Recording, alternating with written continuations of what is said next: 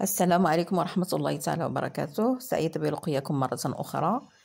الفيديو ديال اليوم حبيت نشارك معكم بيتزا بالطون كتجي رائعة. المهم بالعجين ديالها بالاسرار بالمكونين اللي كندير انا ما كنستغناش عليهم كيردوها لذيذة جدا. المهم تبعوا معايا وما تنسونيش من اللايكات والاشتراك والتعليق محفز. قبل ما نبداو نصليو على الحبيب صلى الله عليه وسلم. هنا كنعمل دائما لا كونتيتي تتكون جوج لايف فورس اللي هو الطحين الرطب الدقيق الرطب زائد زلابه ديال الفينو ديال القمح الصلب. دائما الرطب تيكون اكثر من الفينو من الدقيق الصلب، وديك الساعات اللي بغى يضاعف الكميه تيضاعفها وتيكون دائما الفورس اكثر. وكنزيد هنايا كنحك بين يديداتي كنحك الزعتر في العجين زائد الملح باش ديك العجين كتجينا بنينه. كنعمل زيت الزيتون، كنعمل هنا زيت الزيتون حتى هو كيعطيها واحد النكهه. هنا كنعمل الخميره الفوريه ديال الخبز، كنعمل معلقه.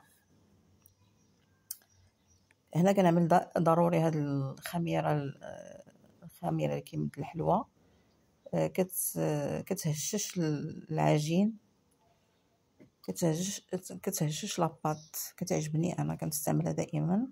وتنبداو نخلطوا العناصر بحال اللي كتشوفوا في الفيديو. من بعد كنعجنوها بماء دافي، ماء دافي هكذا. المهم دابا راه الحراره بمعنى دافي راه كافي، دافي كافي. المهم كنحاولوا نجمعوه، راكم عارفين العجين كيفاش كتجمع. المهم كنبقاو هكذا كندخلوا فيها الماء اللي حتى كنجمعوها. ها هي تجمعات. المهم تنخليوها كندلكوها بعض الشيء وكنخليوها ترتاح. ضروري نغطيوها وكنخليوها ترتاح واحد المده ديال 10 دقائق. هنا في مقلاة كنعملوا زيت المائده وكنزيدوا بصله محكوكه هكذا. كنحاولوا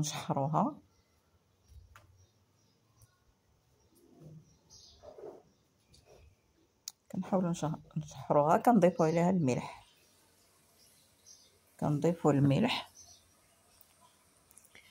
زائد الفلفل الاسود. المهم هانتوما كتشوفوا الفيديو راه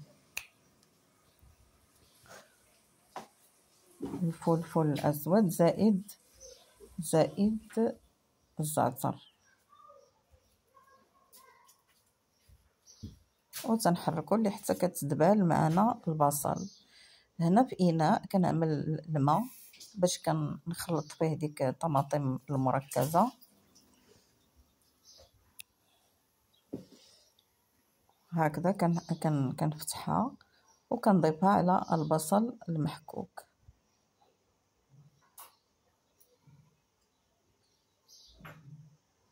وكنشحروها هي والبصل كينسجموا حتى هما. هنا هذا هو الاضافه اللي كنضيف ضروري من هاد ورقه سيدنا موسى اللي هي ورق الغار او لو لوغي بالفرنسيه.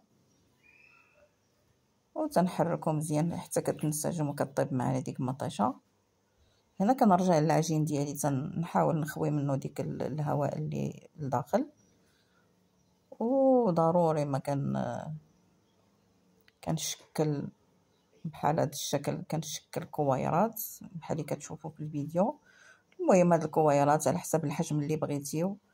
انا عملت بيتزا كبيره، حنا كنا 6 الاشخاص، عملت 6 ديال البيتزات. هنا كنديرها هكذا وكنتقبها بالفورشات وكندخلها للفران مده 5 دقائق.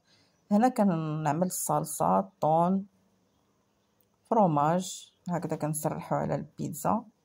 المهم الطون والفروماج وكندخلوا على الفران واحد 5 دقائق غير يذوب لنا الفروماج. والى اللقاء، وما توفيقي الا بالله، عليه توكلت واليه انيب. رشا حليم، والى فيديو قادم ان شاء الله.